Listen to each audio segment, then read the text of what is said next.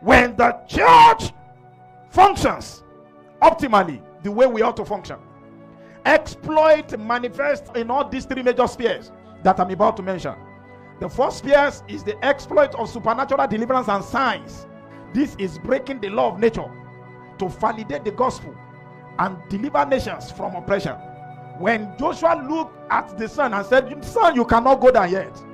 I have some fights to do." That is somebody breaking the law of nature. Talk to me. He broke the law of nature practically. When someone is sick and you lay your hand and they are healed, you are breaking the law of nature. When you are doing what people never thought could be done naturally. Acts of the Apostles said in chapter 5 and verse 12 of the Apostles, through the hands of the apostles, many signs and wonders were done among the people, and they were all in one accord in Solomon's porch.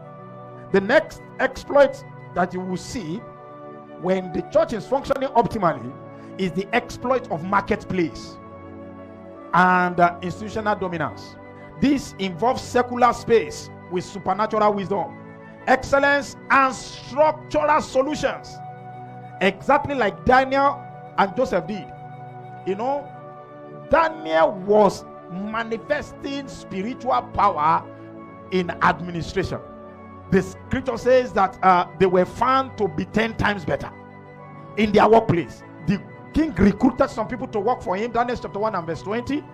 And the scripture says that in all matters of wisdom and understanding about which the king examined them. Somebody, this will be your address. He found them 10 times better than all the magicians and astrologers who were in all his realms. This was a realm of about 120 countries. They are checking people out in terms of excellence and administration, people who can put things in order, and they can't find anybody but you. The last sphere is the sphere of exploit of territorial expansion. This is the kingdom advancement by boldly taking over territories for Christ, despite fierce culture and spiritual resistance.